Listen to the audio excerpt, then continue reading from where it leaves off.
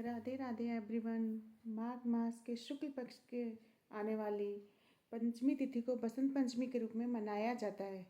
इसमें ज्ञान, बुद्धि, विद्या और संगीत की देवी माँ सरस्वती की पूजा की जाती है।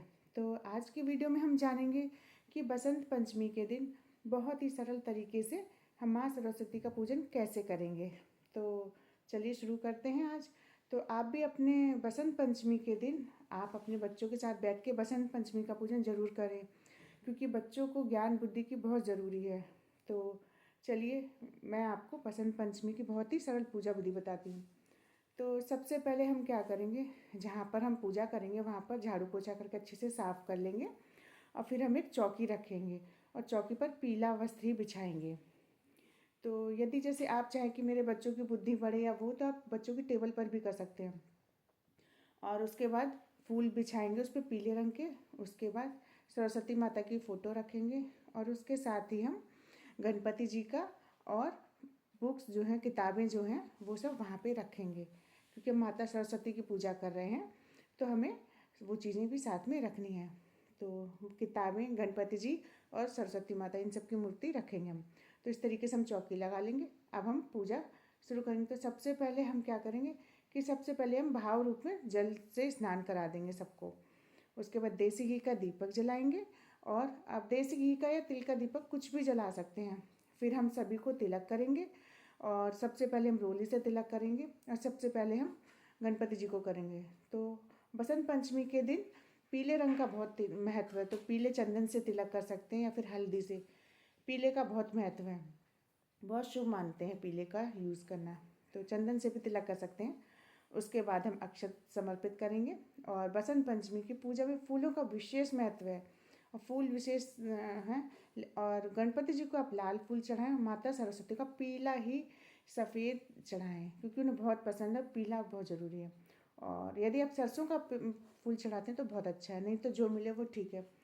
और फिर वस्त्र के रूप में हम गणपति जी को कलावा समर्पित करेंगे, और फिर माता सरस्वती को हम वस्त्र के रूप में पीले रंग की चुनरी, या फिर पीले रंग की चुनरी नहीं है तो आप ऐसा करें कि माता सरस्वती को भी कलावा समर्पित कर सकते हैं, तो ठीक है। उसके बाद हम भोग लगाएंगे।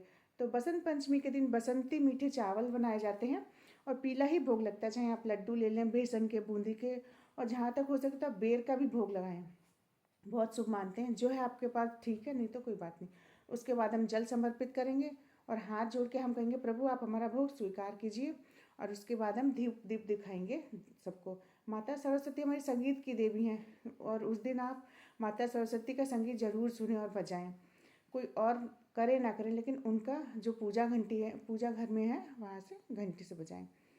तो इसके साथ ही हम दक्षिणा समर्पित करेंगे। बहुत ही प्रेम पूर्वक हम गणेश जी की और माता सरस्वती की आरती करेंगे। और आरती करने के बाद हाथ जोड़कर हम पूजा में जो भी कमियां रही हैं उसके लिए क्षमा याचना करेंगे, और अपनी मनोकामना जो भी है हमारी ज्ञान, बुद्धि और विद्या देने के लिए माता सरस्वती से प्रार्थना करेंगे। इस तरीके से हम पूजा करेंगे पूरी।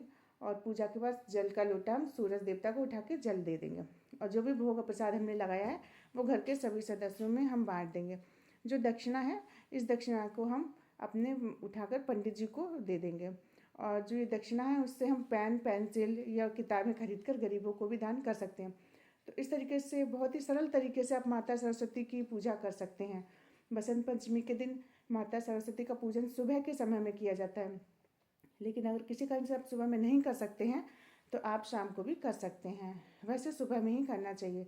और घर में जब भी हम माता सरस्वती का पूजन करें तो बच्चों को आप साथ में ज़रूर बिठाएं, ताकि माता सरस्वती की कृपा उन पर बनी रहे और उन्हें ज्ञान, बुद्धि और विद्या दें। तो फिर इस बार ये भी सुनना जा रहा है कि 2 को है या 3 को है, तो अधिकतर लोग शायद से 3 तारीख को ही कर रहे हैं। तो मेरे ख्याल से ये 3 तारीख को होगा। तो हमारे यहाँ तो 3 तारीख को ही मनाया जा रहा है, और आपके यहाँ देखिए जिस दिन भी मनाई जाए उस दिन ही पूजा करें, और उस दिन ही आप पीले ही वस्त्र पहनें, क्योंकि कहते हैं ना बसंत पंचमी होली से पहले आती है। तो उस दिन से हमारे यहाँ चिप्स, पापड़ बनना, जो भी बनना होता है, होली की तैयारियाँ शुरू हो जाती हैं, तो उनमें आप कर सकते हैं। तो उस दिन आप पीले वस्त्र पहने, पीले ही खाने पीने की चीज़ें बनाएं और पीला ही दान करें। जो भी आप करें वो पीला ही होना चाहिए, क्योंकि सरस्वती माता का दिन है। उस दिन बच्चों के लिए बहुत फलदायी होता है। तो आपको ये सब करना है। अगर पीली चीज़ नहीं है आपके पास तो कोई बात नहीं, वैसे आप पीली चीज़ों का ही महत्व माना गया है। तो बस आप लोग ये पूजा एकदम सरल विधि से करें और सरस्वती माता को मनाएं। आपके बच्चों पर, आपके परिवार पर माता का आशीर्वाद हमेशा बना रहे। तो आपको कैसा लगा मेरा वीडियो ज़रूर बताइएगा। जय श्री राम, जय हनुमान।